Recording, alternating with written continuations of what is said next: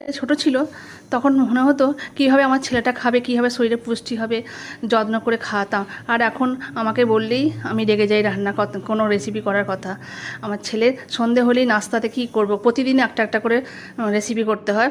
আজকে আমি তাই বানিয়ে ফেলাম। ছেলে ইউটিউবে থেকে দেখে নিলে আমাকে বলে দিল যে এই সাটেটা করো মা, খুব সুন্দর, খেতেও ভালো, তাড়াতাড়ি চটজলদি হয়ে যায়। তাই আমি দেরি না করে চিকেন নিয়ে নিলাম। চিকেন রাখা ছিল ঘরের মধ্যে, চিকেন পিস করে কেটে নিলাম। আদা বাটা, পেঁয়াজ বাটা, রসুন বাটা, কাঁচা লঙ্কা বাটা, একটু সয়া সস দিয়ে ভালো করে লবণ হলুদ মাখিয়ে নিলাম, রেখে দিয়েছি। অন্যদিকে ক্যাপসিকাম, টমেটো আর পেঁয়াজ ভালো করে গোল গোল করে কেটে নিলাম, আর একটু হলুদ আর লবণ মাখিয়ে নিলাম।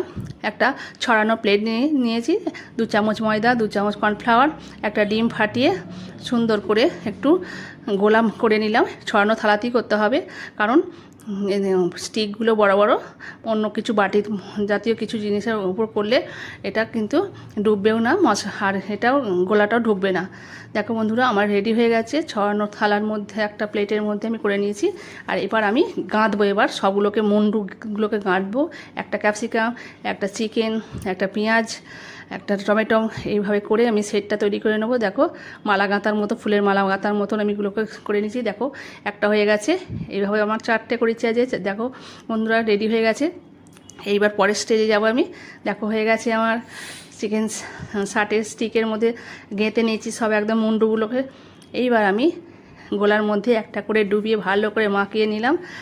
না মাখাবো না শালা, দেখ তোদেরকে কি করি আজকে। এবার ভালো করে আগা পস্তালা মাখিয়ে নিলাম। দেখো বন্ধুরা, আগা পস্তালা ভালো করে জব্বর করে মাখিয়ে নিলাম। এইবার পালা, এবার ভালো করে ছাঁকার তেলে তোদের ভাজবো। দেখ দেখ এবার তোদেরকে ভাজি কী করে। এবার দেখো একটা ফ্রাই প্যান নিয়ে নিলাম, অল্প যুক্ত, তেলে ভালো করে মুচমুচ ভাজা হয়। দেখো বন্ধুরা, তেল দিয়ে দিয়েছি, তেল গরম হয়ে গেছে। একটা করে আমি চিকেন শার্টে ফ্রাই করে নিচ্ছি, উল্টে পাল্টে আমার ভাজা ফ্রাই হয়ে গেছে। হালকা আঁচে করতে হবে, নাহলে পুড়ে যাবে। আমার হয়ে গেছে আজকে। এইবার একটা বাটির মধ্যে সয়া সস, তারপরে টমেটো সস দিয়ে, চিলি সস দিয়ে ভালো করে অল্প লবণ, 1/2 চামচ লবণ দিয়ে ভালো করে একটা গোলা তৈরি করে নেবো।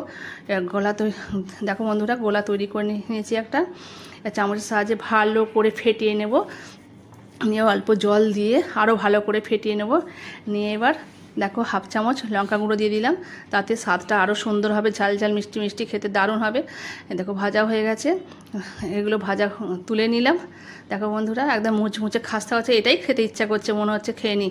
দেখো এরপর পরের স্টেজ, দেখো গোলাটা দিয়ে দিলাম, দিয়ে ভালো করে